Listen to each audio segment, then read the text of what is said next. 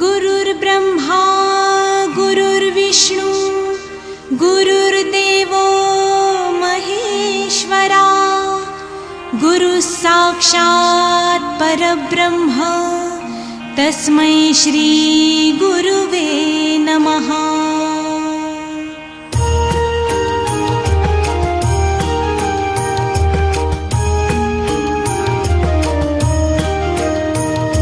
निशंक होई रे मना, निर्भय होई रे मना, प्रचंड स्वामी बळपाठीशी नित्य आहे रे मना।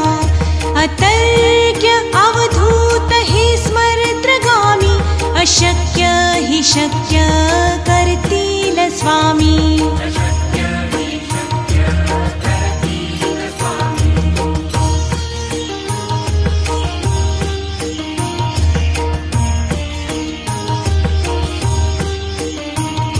जिथे स्वामी चरण तिथे न्यून काय, स्वये भक्त प्रारब्ध घडवी ही माय।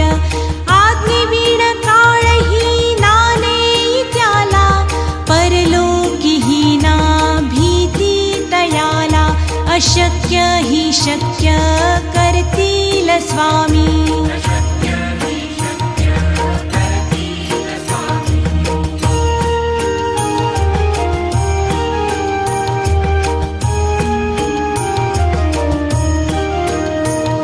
उगाची भीतोसी भय हे पडू दे, वसे अंतरी स्वामी शक्ती कळू दे।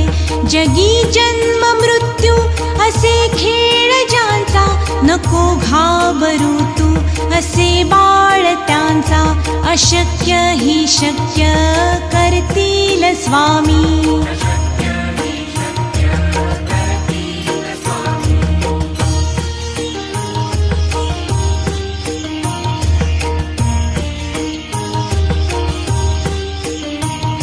खरा होई जागा श्रद्धे सहित, कसा होसी त्या वीण तू स्वामी भक्त। आठव कितीदा दिली त्यांनीच साथ, नको डगमगू स्वामी देतील हात।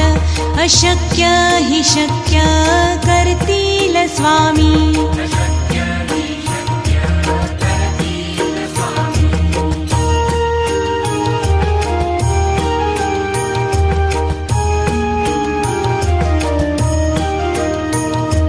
विभूती नमन नाम ध्यानादि तीर्थ, स्वामीच ह्या पंचामृतात। हे तीर्थ घे आठवी रे प्रचिती, न सोडती तया जया स्वामी घेती हाती। अशक्य हि शक्य करतील स्वामी।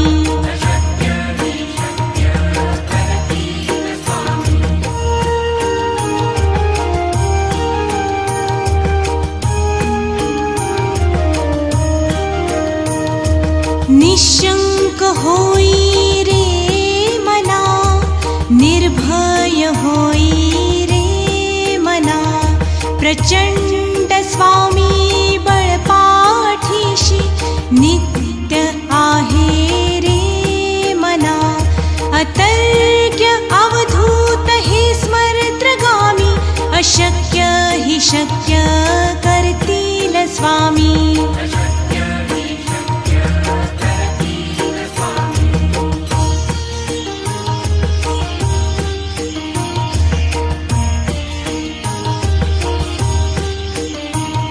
जिथे स्वामी चरण तिथे न्यून काय, स्वये भक्त प्रारब्ध घडवी ही माय।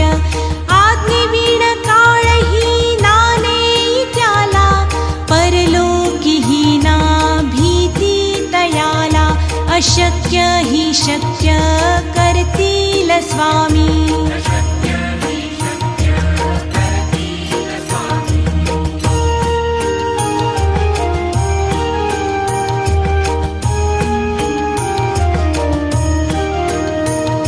उगाची भीतोसी भय हे पडू दे, व असे अंतरी स्वामी शक्ती कळू दे. जगी जन्म मृत्यू असे खेळ ज्यांचा, नको घाबरू तू असे बाळ त्यांचा. अशक्य ही शक्य करतील स्वामी.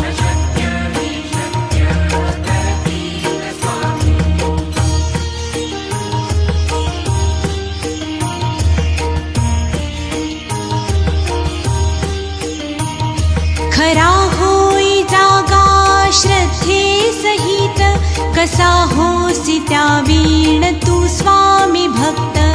आठव कितीदा दिली त्यांनीच साथ, नको डगमगू स्वामी देतील हात. अशक्य ही शक्य करतील स्वामी.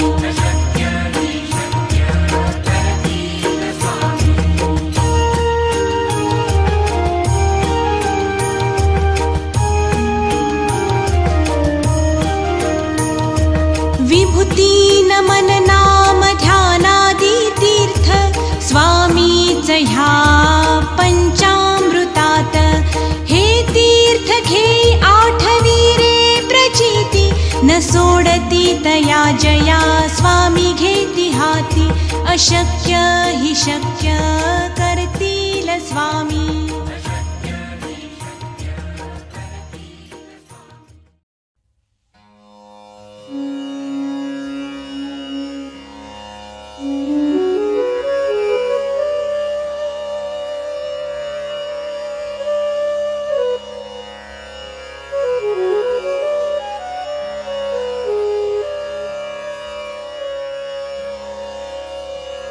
श्री स्वामी माला मंत्र. माला मंत्र म्हणजे माळेसारखा गुंफलेला लांब लचक मंत्र. यात प्रभावी बीज मंत्र, स्तुतिपर मंत्र आणि साधकाच्या अपेक्षा माळेसारख्या गुंफल्या आहेत. श्री स्वामी माला मंत्राच्या नित्यपठणाने श्री स्वामी कृपेचा लाभ होऊन आपले पाप, आपले कर्म जळून जाते व आपले अंतःकरण शुद्ध होते. लहानापासून मोठ्यापर्यंत सर्व स्त्री पुरुषांनी हा मंत्र म्हणावा. या मंत्रास 16 ओळ्याचे बंधन नाही. स्त्रियांच्या मासिक अडचणीचाही या मंत्रास अडसर नाही. रोज 11 वेळा मंत्र म्हणावा. त्यानंतरच दैनंदिन कामकाजास लागावे. सर्व प्रकारची संकटे दूर होणे, शारीरिक मानसिक त्रास संपणे, रोगव्याधीस उतार पडणे, वृत्तीत बदल घडणे, घरदारात सुखशांती नांदणे, दारिद्र्य करणी बाधा, पितरांचा व कुलदेवाचा कोप दूर होऊन उत्कर्ष होणे, हे या मंत्राच्या नित्यपठणाचे लाभ आहेत.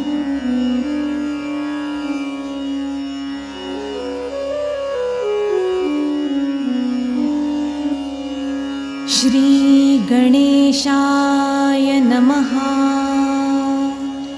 जगदंबिका म्हणे माला मंत्र नारायणे. कथिला जो जगत्कारणे, तो हा सर्वोत्तम असे. ओम नमो नमो भगवंता. नमोजी श्री स्वामी समर्था.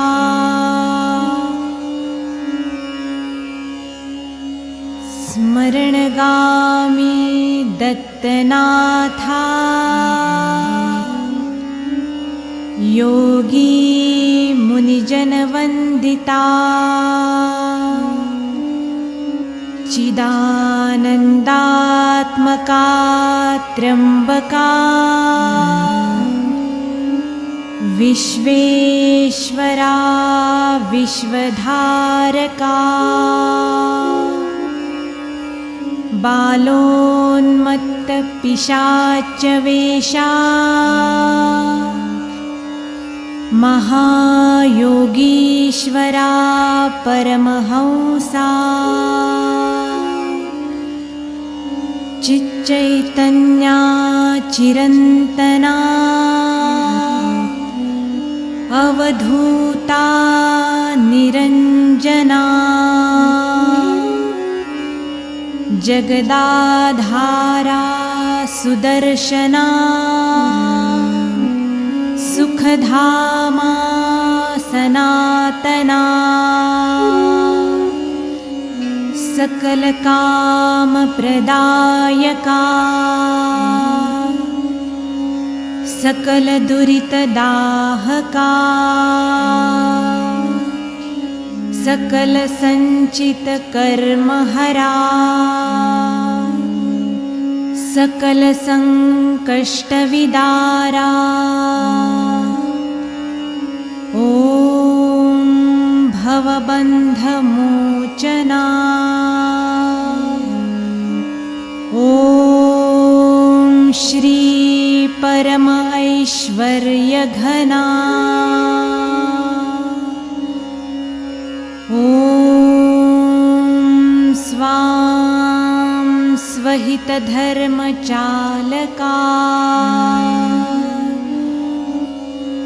ॐ मिं नित्ययशदायका ॐ सं संसारचक्रछेदका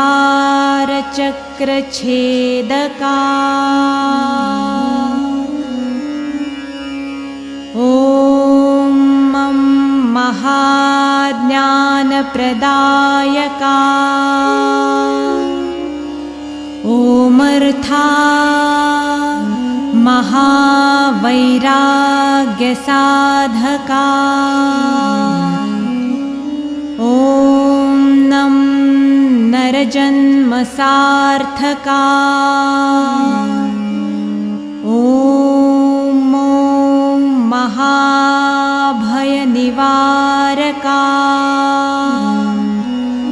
ॐ भक्तजनहृदयनिवासा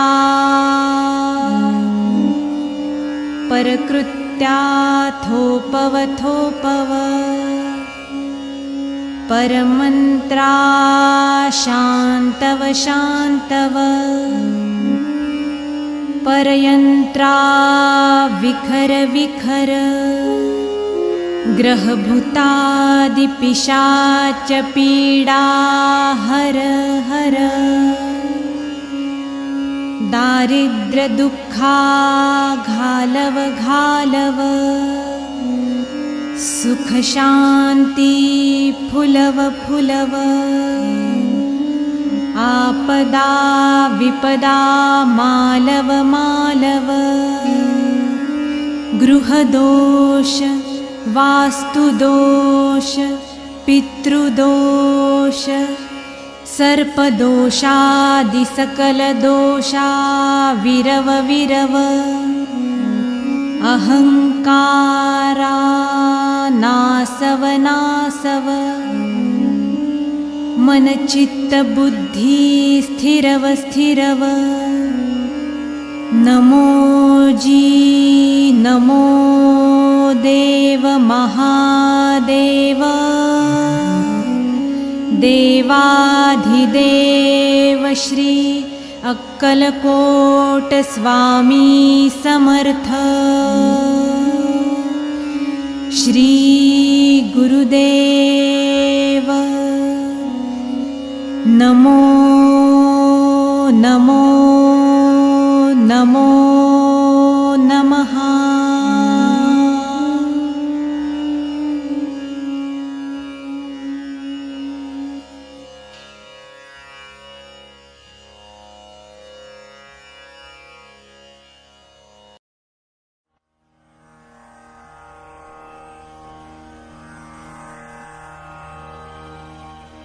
गुरुर्ब्रह्मा गुरुर्विष्णु गुरुर्देवो महेश्वरा गुरुः साक्षात् परब्रह्म तस्मै श्री गुरुवे नमः।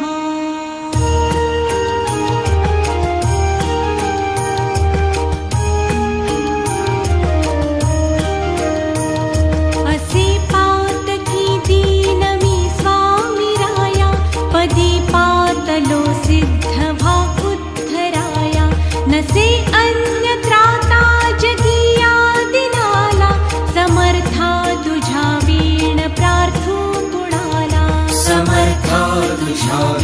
वीण प्रार्थो गुणाला।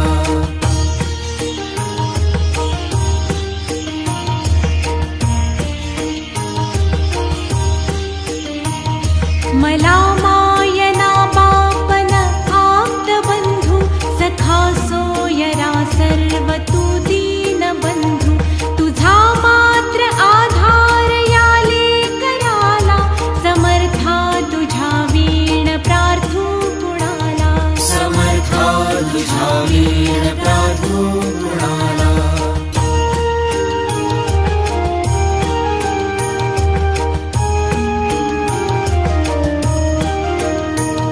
नसे शास्त्र विद्या कलादीक काही नसे ज्ञान वैराग्य ते सर्वथाहि। तुझे लेकरूही अहंता मनाला समर्था तुझा वीण प्रार्थो गुणाला। समर्था तुझा वीण प्रार्थो गुणाला।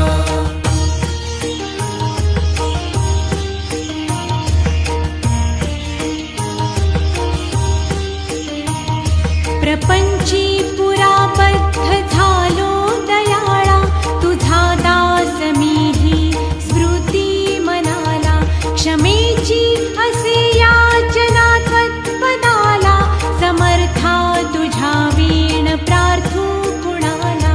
समर्था तुझा वीण प्रार्थो गुणाला।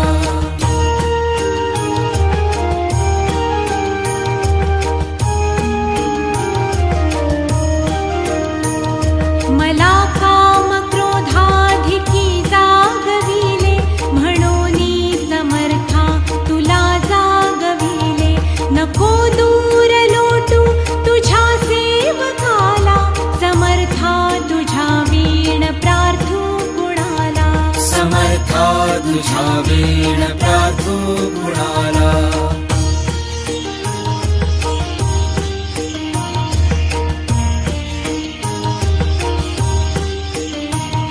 नको अंत पाहू परे धाव घेई तुझ्या वीण नाही दुजी श्रेष्ठ आई।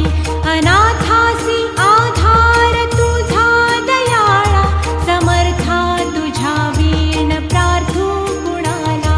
समर्था तुझा वीण प्रार्थो गुणाला।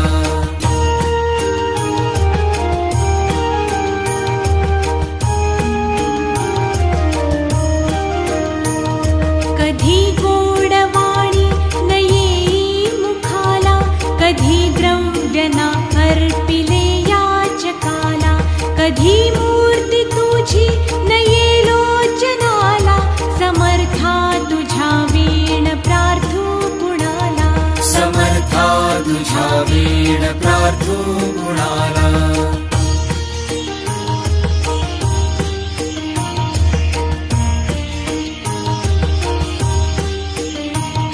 मला एवढी घाल भिक्षा समर्था मुखे नित्य गावी तुझी गुण गाथा।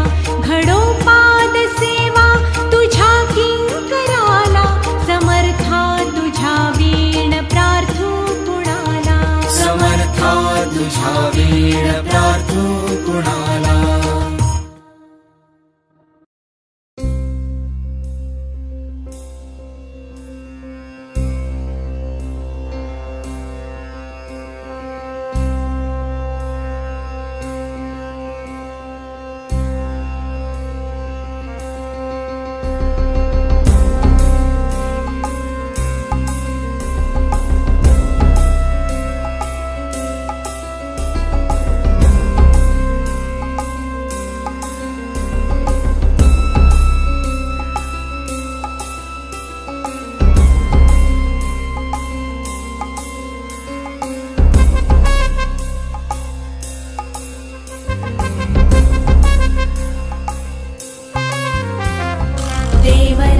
सेव्यमान पावनाग्रिपङ्कजं व्यालयज्ञसूत्रमिन्दुशेखरं कृपाकरं नारदादियोगिवृन्दवन्दितं दिगम्बरं काशिकापुराधिनाथ कालभैरवं भजे।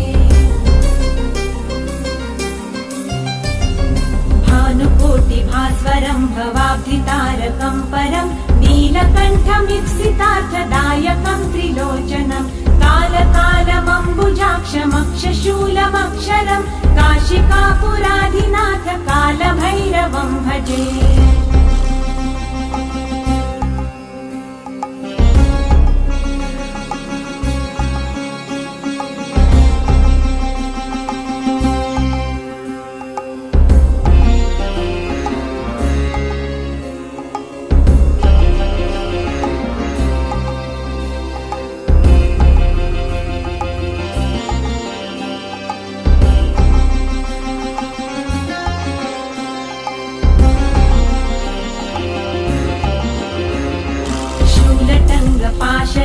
पाणिमादिकारणं श्यामकायमादिदेवमक्षरं निरामयं भीमविक्रमं प्रभुं विचित्रताण्डवप्रियं काशिकापुराधिनाथ कालभैरवं भजे।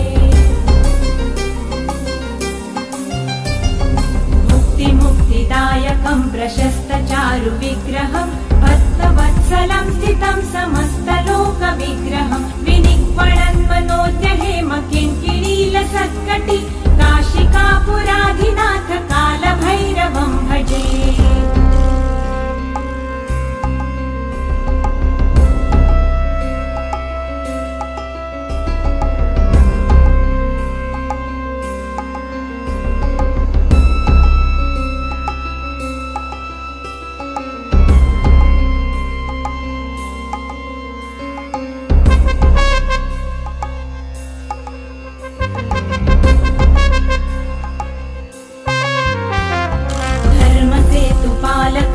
धर्ममार्गनाशकं कर्मपाशमोचकं सुशर्मदायकं विभुं स्वर्णवर्णशेषपाशशोभिताण्डमण्डलं काशिकापुराधिनाथ कालभैरवं भजे। रत्नपादुकाप्रभाभिरामपादयुग्मकं नित्यमद्वितीयमिष्टदैवतं निरञ्जनं मृत्युदर्पनाशनं कराळदंष्ट्रमोक्षणं काशिकापुराधिनाथ कालभैरवं भजे।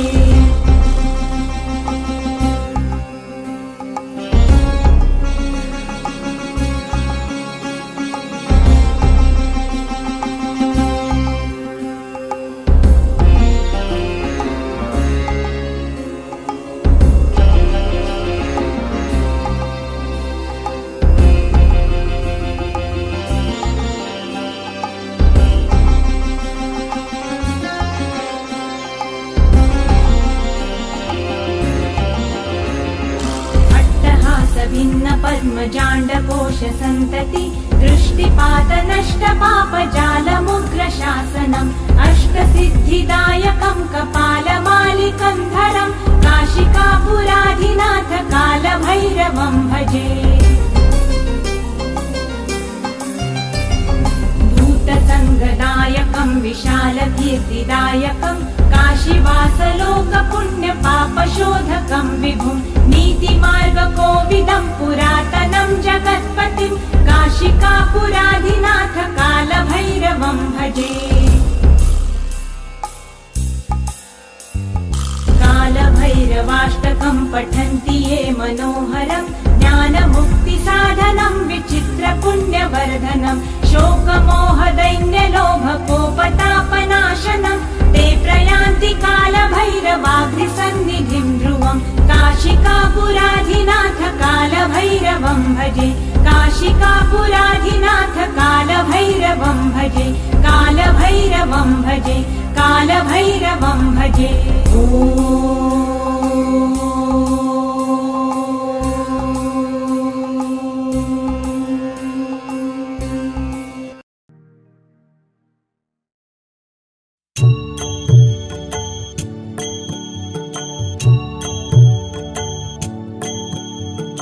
ॐ द्रां श्री स्वामी समर्थाय नमः। ॐ द्रां श्री स्वामी समर्थाय नमः। ॐ द्रां श्री स्वामी समर्थाय नमः।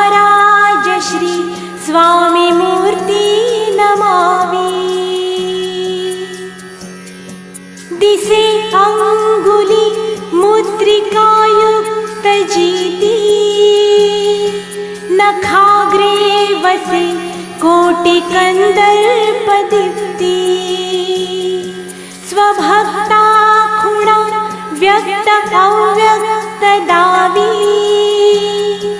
महाराज श्री स्वामी मूर्ति नमामि। दिसे साजिरे गोजिरे रूप कैसे करे दर्शने शांत नेत्रा पैसे अभोगी पणे भोग संभोग दावी महाराज श्री स्वामी मूर्ति नमामि। सुदेहावरी वृत्ति देहावरेना कृति ते करी प्रकृति स्वीकारिना असे भाग्य रूपांतरे भक्ति दावी महाराज श्री स्वामी मूर्ति नमामि। जगदोद्धारणे कारणीभूत भावे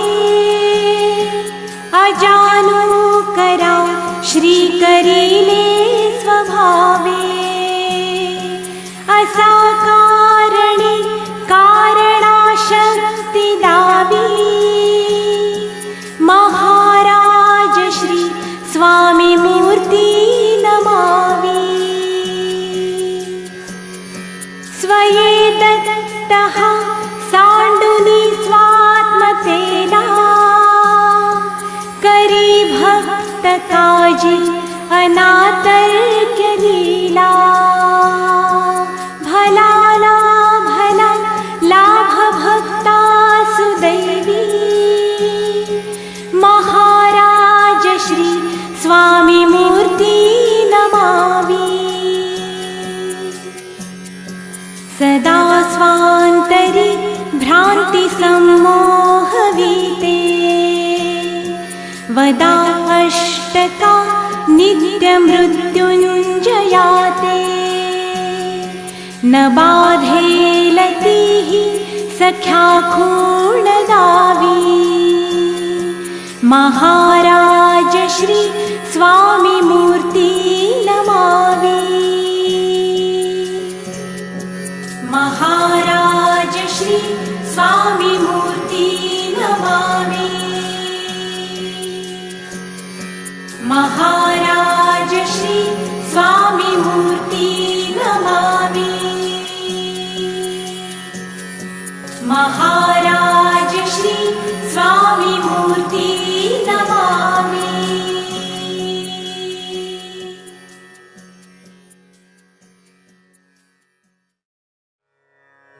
श्री स्वामी समर्थ। श्री स्वामी समर्थांचा हा ऐक्य मंत्र अतिशय प्रभावशाली असून याच्या नित्य पठणाने घरातील वादविवाद कमी होतात, तसेच शत्रू सुद्धा मित्रत्वाने राहतो। यं वैदिका मंत्रदृशः पुराणाः इंद्रं यमं मातरिश्वानमाहुः वेदान्तिनो निर्वचनीयमेकम् यं ब्रह्म शब्देन विनिर्दिशन्ति शैवायमीशं शिव इत्यवोचन् यं वैष्णवा विष्णुरिति स्तुवन्ति बुद्धस्तथार्हं निति बौद्धजैनाः सच्छ्री अकालेति च सिक्खसन्तः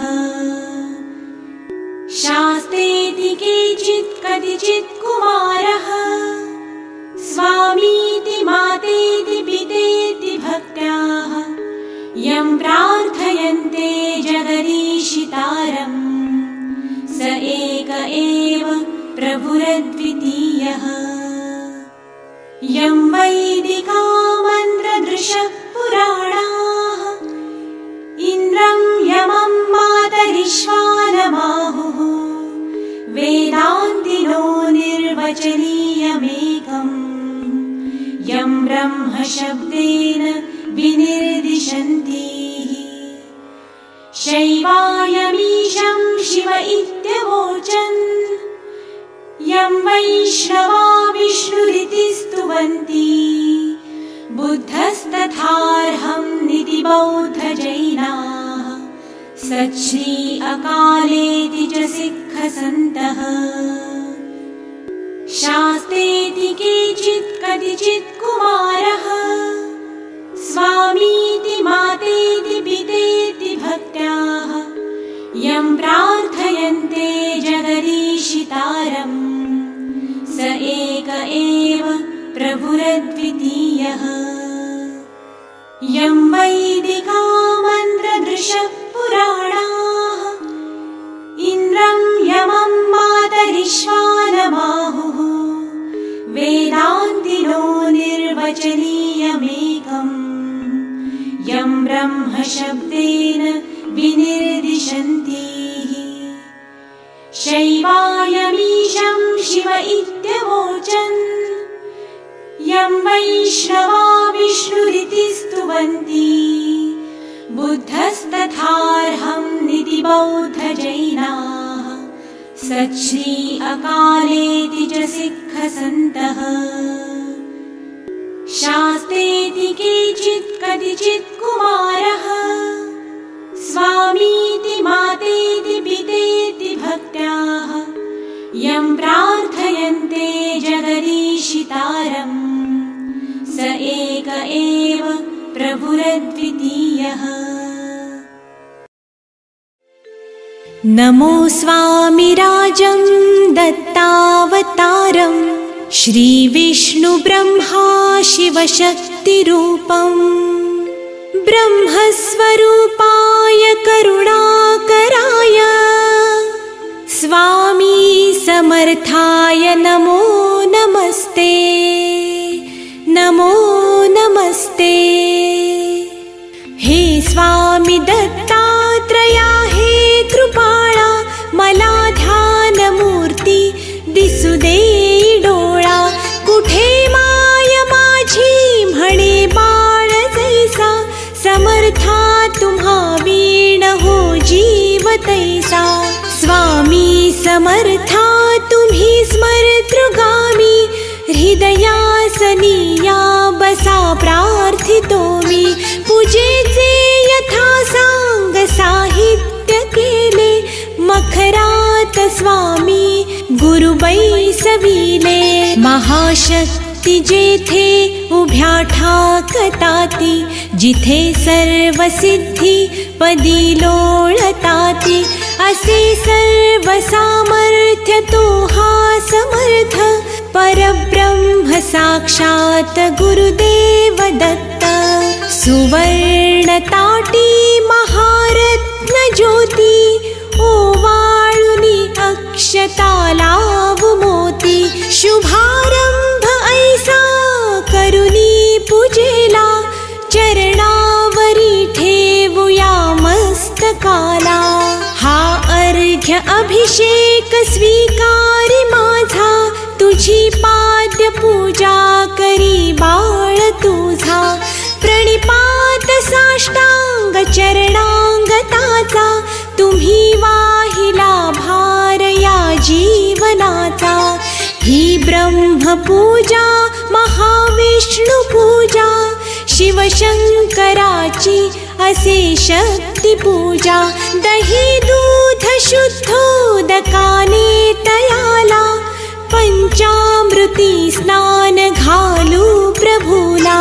वीणा तुतार्या किती वाजताती शंखादिवाद्ये पहा गरजताती म्हणती नगारे गुरुदेव दत्त श्री दत्त जय दत्त स्वामी समर्थ। प्रत्यक्ष गंगा जलकुंभी आली श्री दत्त स्वामी सिया स्नान घाली। महासिद्ध आले पदतीर्थ घ्याया महिमा तयांचा कळता जगाया। मी धन्य झालो हे तीर्थ घेता घडुदे पूजाही यथा सांग आता अजानुबाहु भव्य कांती सतेज नसे मानवी देह हा स्वामी राज प्रत्यक्ष श्री सद्गुरु दत्त राज तया घालुया रेशमी वस्त्र साज सुगंधित भाळी टिळा रेखिला शिरिहा जरी टोप शोभे तयाला वक्षस्थळी लाविला चंदनाचा सुवास तो वाढवी भावसाचा शिरीवाहुया बिल्व तुलसी दलाते गुलाब जाई जुई अत्तराते गंधाक्षता वाहुनिया पदाला ही अर्पुया जीवन पुष्पमाला चरणी करानी मिठी मारू देई म्हणेले करासी सांभाळ आई इथे लावूया केशर कस्तुरीचा सुगंधित हा धूप नाना प्रतीचा पुष्पांजली ही तुम्हा अर्पिली गगनातुनी पुष्पवृष्टी जहाली करुणावतारी अवधूत कीर्ती दयेची कृपेची जशी शुद्ध मूर्ती प्रभा फाकली शक्तीच्या मंडलांची अशी दिव्यता स्वामी योगीश्वरांची हृदमंदिराची ही स्नेह ज्योती मला दाखवी स्वामींची योग मूर्ती करू आरती आर्त भावे प्रभूची गुरुदेव स्वामी दत्तात्रयांची पंचारती ही असे पंच प्राण ओवाळुनी ठेवू चरणावरून निघेना पुढे शब्द बोलू मी तोही मनीचे तुम्ही जाणता सर्व काही हे स्वामी राजा बसा भोजनाला हा पंच पक्वान नैवेद्य केला पुरणाची पोळी तुम्हा आवडीची लाडू करंजी असेही खव्याची डाळिंब द्राक्षे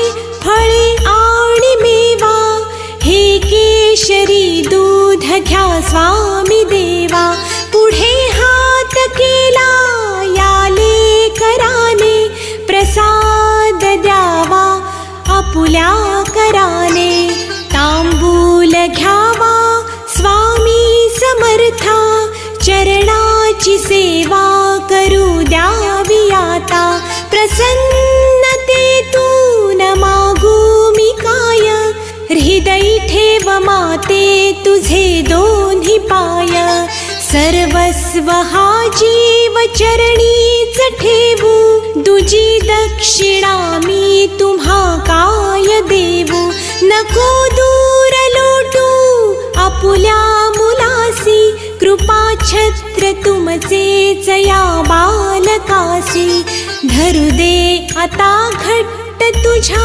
पदाला पदी ठेवू दे शिर शरणागताला हृदय भावयावे असे तळमळीचे करी पूर्ण कल्याण जे या जीवाचे तुझे बाळ पाही तुझी वाट देवा नका वेळ लावू कृपा हस्त ठेवा मनी पूजनाची असे दिव्य ठेव वसो माझिया अंतरी स्वामी देव वसो माझिया अंतरी स्वामी देव वसो माझिया अंतरी स्वामी देव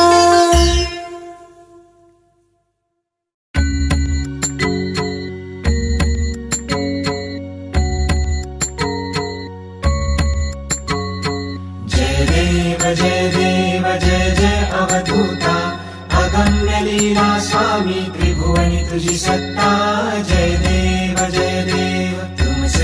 दर्शन होता जाती ही पापे, स्पर्शन मात्रे विलया जाती भवदुरिते, चरणी मस्तक ठेवुनी मनी समजा पुरते, वैकुंठीचे सुख नाही या परते, जय देव सुगंध केशर भाळी वरटोपी टिळा, कर्णी कुंडल शोभती वक्षस्थळी माळा, शरणागत तुझ होता भय पडले काळा, तुमचे दास करती सेवा सोहळा, जय देव मानव रूपी काया दिससी आम्हास, अक्कलकोटी केला यतिवेशे वास, पूर्ण ब्रह्म तुची अवतरला खास, अज्ञानी जीवास विपरीत हा भास, जय देव निर्गुण निराकार विश्वव्यापक,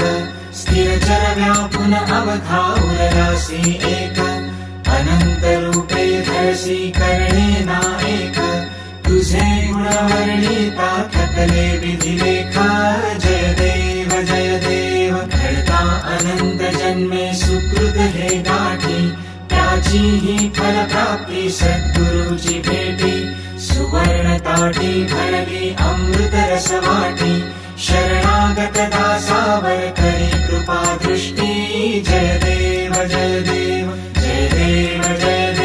जय अवधूता, अगम्य लीला स्वामी त्रिभुवनी तुझी सत्ता, जय देव